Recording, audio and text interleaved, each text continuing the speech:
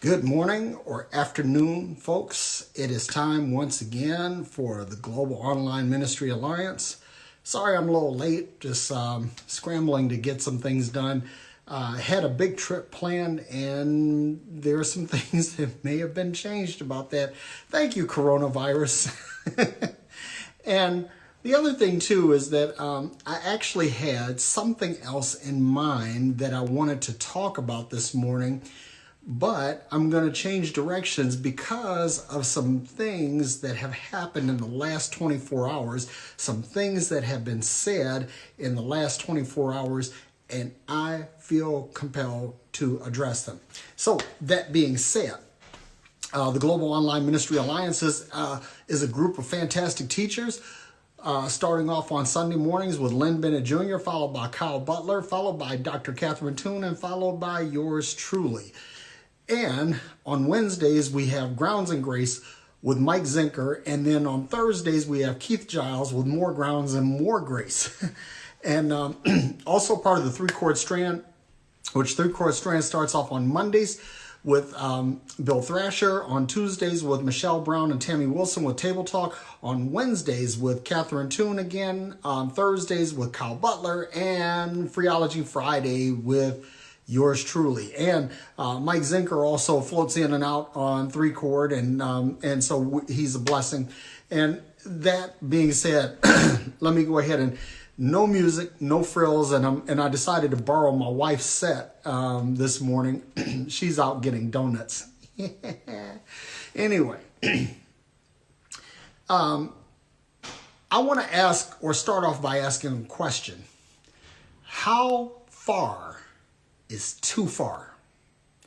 How far is too far? And the reason why I'm asking that question is because, excuse me, people have been telling me basically, I mean, over the last 24 hours, it has really come to a head. And they say, well, Derek, you've just gone too far. You've gone too far. Your teaching has gone too far. You've taken, you're lumping all Christians into a group and this, that, and the other, and all kinds of stuff, man. It's just been an epic shitstorm.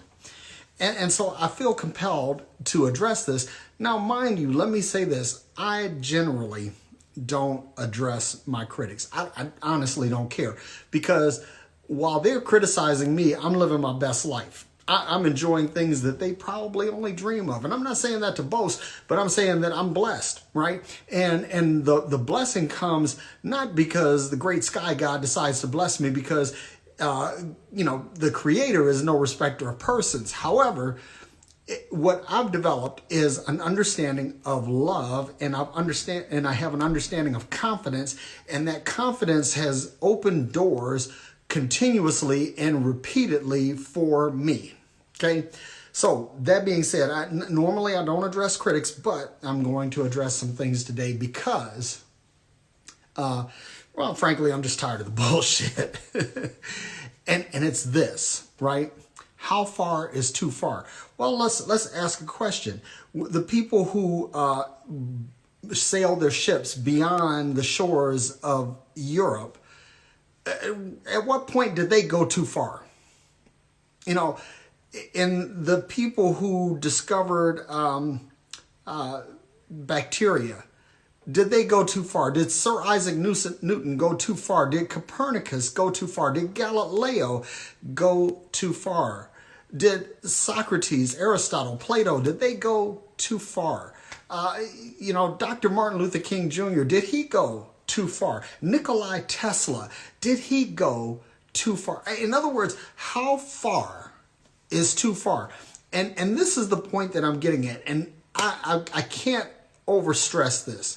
That if you look at all of the major fields of study, in terms of at least us Westerners, you have things like medicine and physics and biology and chemistry and psychology, linguistics. You have astronomy, astrology. You have all of these different things. And watch this.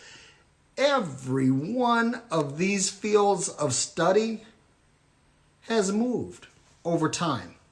I mean, it's like astronomy is nothing new. People have been studying the stars since man walked the earth.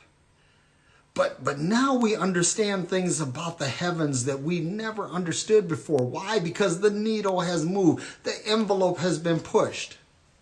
That things like Einstein's theory of general relativity, basically, this was considered to be just like sacrosanct, but it's been proven by people like Niels Bohr and Schrodinger that there were flaws in that theory. Okay. And so the discovery of these flaws helped to move the needle and to advance the state of the art. There are things like, I think about the first television that I was exposed to was a black and white set. It was a big console thing. And it had a horrible picture. Looking back on it in retrospect, it had horrible sound. Now, you have like these big 80-inch flat screen TVs with surround sound, and it's all light years better than what we had before. Even radio, I mean, it's like the original radios were big sets and they had a horrible tuning and horrible reception and all of these things. And now you have radios that can lock on through quartz crystals with crystal clarity into a specific frequency, which has enabled the frequency band to be split up even further. It's amazing. I mean, technology, look at surgery. I mean, it's like in the dark ages, people were doing bloodletting and leeching, and now there's artificial intelligence and robotic surgery. There are people using endoscopy to perform surgeries that once required the human body to be opened up, like in a vivisection. All of these things, something happened that advanced the state of the art. Something happened that moved the needle everywhere but theology. Theology is the one branch of intellectual study that has not moved at all. I humbly submit to you that theology is the same today as it was in the Dark Ages. I don't think that it has moved a bit.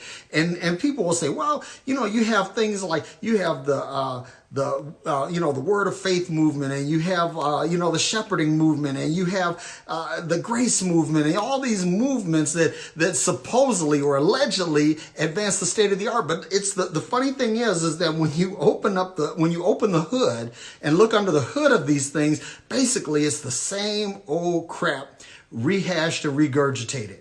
There's a movie, I think it was Cars 2, where they were basically looking for these cars that were lemons. And all of these cars, Yugos, AMC Pacers, and old Range Rovers, and all this stuff. And the thing is that under the hood, basically they were all junk. They were all junk, and they were fighting to preserve their existence.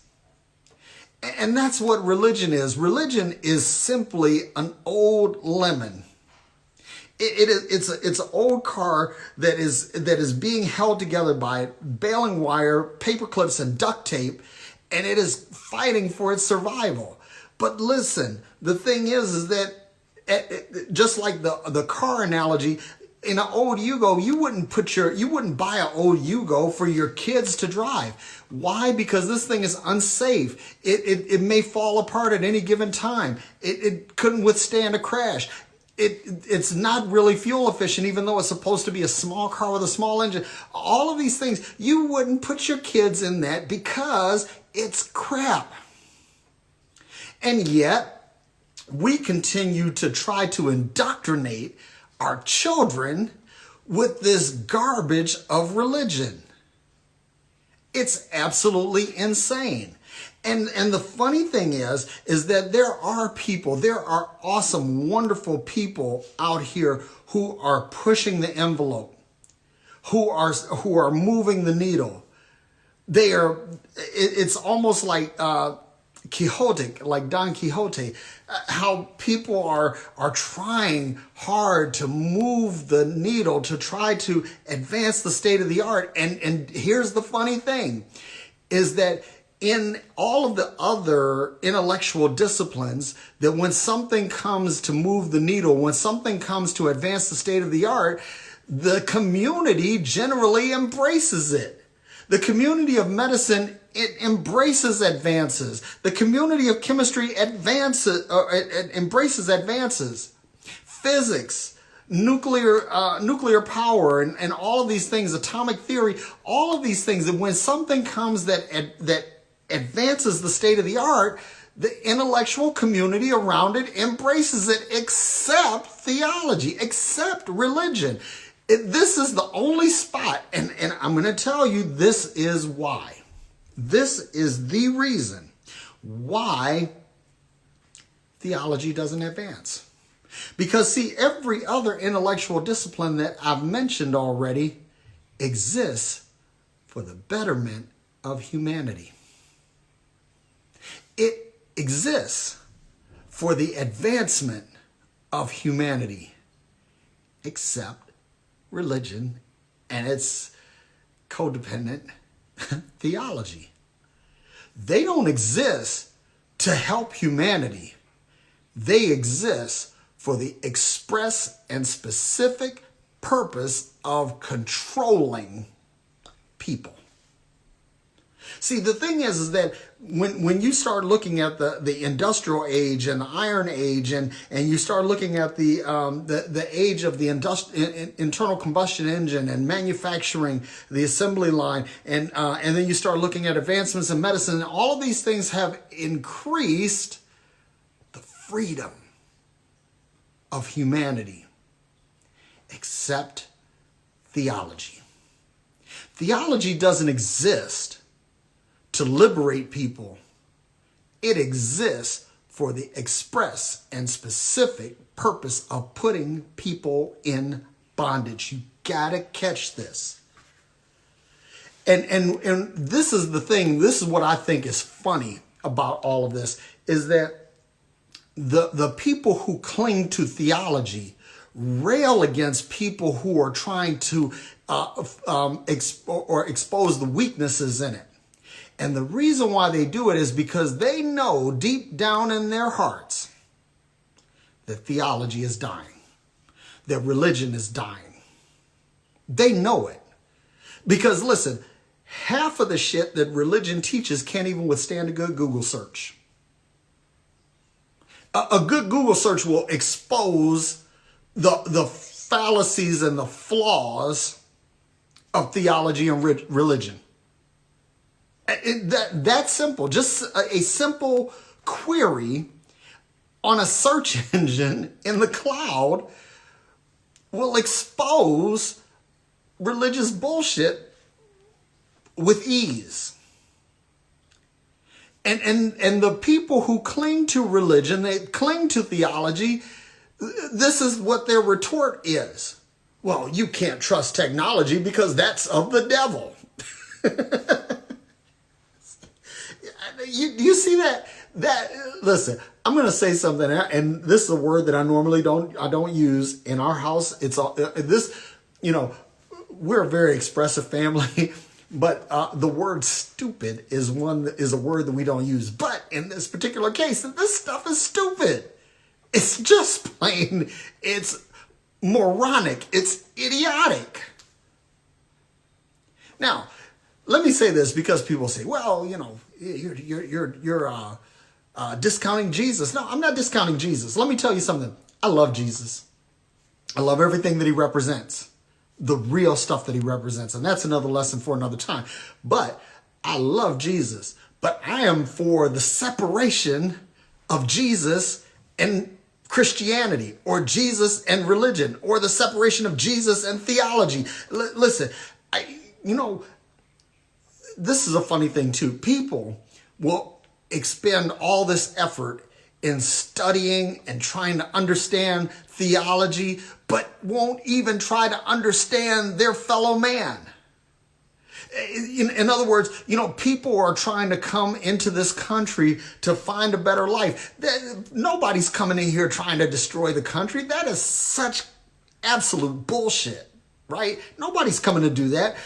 People are coming looking for a better life. And if we were to study anthropology, that is the study of humanity and the human condition, that maybe we'll find why it is that people are doing that, and that we can, help them come into the country and do things that will empower them and better their lives, and do things they can possibly export back to their homelands to improve the condition, to improve the lot of their fellow citizens back there, thus taking the whole immigration paradigm and standing it on its ear. Because the thing is that if people's lives are improved where they are, they don't immigrate. Listen, this country was populated, especially with the Nordic people, people from Sweden and Norway and Finland, from Denmark. These people came over here looking for a better life. But guess what? Now, Sweden, Denmark, Norway, they have a better life than Americans do. And guess what? They don't immigrate. They don't immigrate because why? Their life in their homeland is better. Their conditions for thriving are better in their homeland. So there's no need to immigrate because somebody caught a vision of something of how to improve life where they were so that people don't have to leave. That is how you fix the immigration problem. You help people understand how to improve their lives, how to improve their life. But watch this, and I'm going to say this, listen, this country, what we do is we do things to destabilize other countries to make our position better. That's our diplomacy. Now, you can take that and, some people are going to hear that and they'll be mad. And honestly, I don't care. But the thing is that what we ought to do, instead of trying to study God, how about studying people and trying to figure out what it is that they need to survive and to thrive? And if you don't want people, quote unquote, coming in and staining your borders or whatever, then you need to be directly involved in how to improve the lots and the lives of the people from these countries whom you don't want coming into your country. Do you see how that works? See, so basically I'm for the elimination of theology. I really believe that any field of study that cannot survive and help sustain and help grow and help improve humanity deserves to die. And personally, y'all, theology, by that definition, deserves to die. Now, there are some people that I'm in kinship and fellowship with that they're a lot nicer than I am. They want to see theology get a good funeral, a nice open casket thing, where theology is displayed once and for all for everyone to pass and review and to say, well, it had a good run. Now it's over. Me, on the other hand, I take the Von Helsing approach. I want to drive a stake through its heart and lop off its head. That's what I want to do with religion. I have no desire to give religion a state funeral. Man, fuck that. I want to kill it outright, destroy it. And so because of my attitude, people get a little upset with me and they say, well, you're just lumping people into one category. But watch this, right? People want to cry foul when they are lumped into a particular category. But hell, man, I'm a black man. I could tell you stories about what it means to be lumped into a category. But let me veer away from that for just a second. That talking about lumping into a category, the Derek Days, the Kyle Butlers, the Henry Harrises, the Vanessa Brookses, the Lynn Bennett's, the Matt Marys and the Matt DiStefano and the John Weldys and the Jacob Wrights. And, people lump all of us into a category and they don't want to enlarge the tents for us to be in it because we pose a threat to the status quo. But when we say something, then they say, oh, well, you're being mean. You're lumping all of us into one category. But yet you who cry foul are lumping us into the same category. You see how that works? You can't have it both ways. You absolutely can't have it both ways. And listen, I'm going to tell you anything, I don't care what it is, that if it can't advance, if it can't grow, if it can't evolve, if it can't change, if it loses its elasticity or its pliability, then doggone it, it deserves to die. And that is where religion is. And that's where I am with religion. Doggone it, if you can't advance, if you can't move, if you can't, include some newer thinking or advanced thinking or something that's outside the box, if you can't include that into your thought paradigm, then basically you deserve to die. I'm not talking about people. Because somebody say, well, he's saying that Christians deserve to die. No, that's not what I'm saying. But I am saying that Christianity deserves to die. Yeah. Because here's the thing. Jesus did not come to start a religion. He did not start a religion. And for people, for humanity to have built a religion around him basically is a slap in the face. It's an insult to everything that Jesus was and is. To build this apparatus around him that exists expressly for the manipulation and control of humanity. So yes, I stand by what I said. Christianity ought to die, and it ought to die soon. And it doesn't deserve a state funeral or even a good funeral. I think that it should be have a stake driven through its heart and have its head lopped off. That's what should happen to religion. Now, religious people, on the other hand, I love all humanity. I love everybody. There is not a single human being to me that is not created in the image and the likeness of God. So I love all of humanity. But the structures, the systems that have been put in place, and all of that, and let me tell you something. When you look at every single malady that faces humanity, every single problem that has reared its head in the history of humanity is either rooted and grounded in religion or has been exacerbated by religion. Every single one. Poverty, religion. Racism, religion. Sexism, religion. Misogyny, religion. Narcissism, religion. I don't care what it is. You pick a problem and every single one of them can be traced back to religion. So when I say that I want to see religion die, I mean it. Brothers and sisters, boys and girls, kids of all ages, I mean it. And so when it comes to have I gone too far? Or have you gone too far? I began that with a question, so now I'm going to give you the answer. Yes, you can go too far. Want to know how you can go too far? You go too far when what it is that you do hurts anyone. Now, I'm not talking about, see, the thing is, people say, well, what you say about religion hurts me. No, that's butthurt. And butthurt is kind of like, I can't really think of the word right now. I haven't processed that. But butthurt, it don't count. Now, if it takes away from your livelihood, if it takes away from your peace, your security, if it takes away from any of that, then yes, you have been hurt. You've been injured. And no, it is not crying victim when you say that I've been hurt. There are people that have been legitimately hurt by religion. My inbox is full of stories of people who church and religion has wounded them.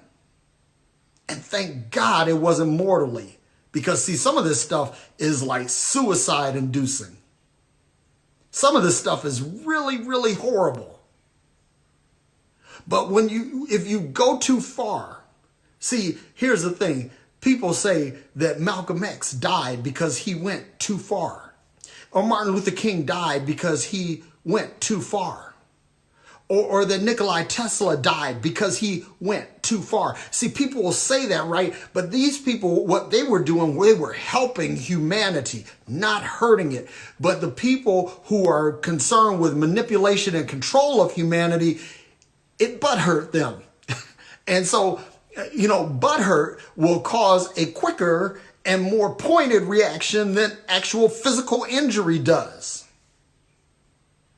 Because see, sometimes when you're physically or emotionally hurt, you can't express yourself right now because your faculties have been impaired. But butthurt happens in crystal clarity.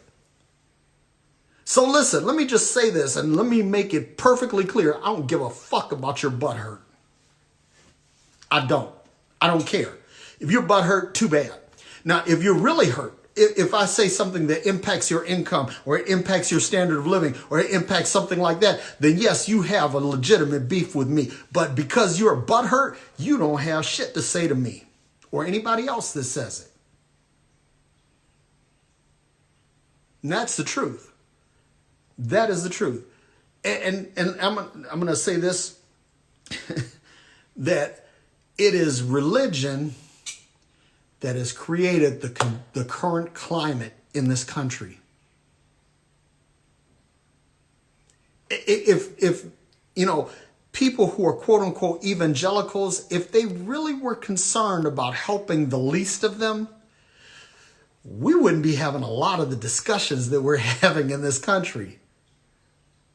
But the reality is that they don't care about the least of them. Christ is far from their Christianity.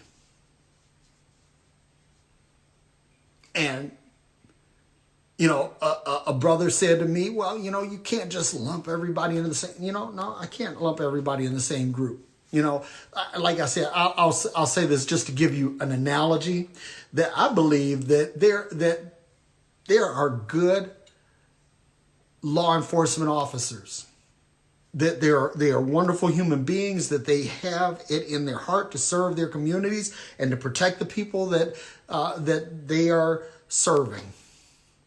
But I believe that all police departments by nature are racist. And so likewise, I think that there are some really good people within the framework of Christianity, but I think Christianity is corrupt. I think Christianity is just another flavor of religion, and it doesn't deserve to survive.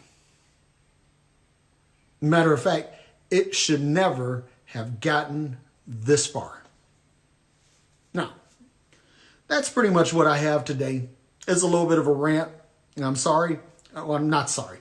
Not really sorry for the, for the rant. I'm sorry if it, somehow this bothers you. But the thing is that I believe that when you talk about loving people and you talk about helping people and you talk about advancing the cause of humanity and you talk about liberating people and empowering people to live their best lives, there is no way that at any way, shape, form, or fashion that is going too far.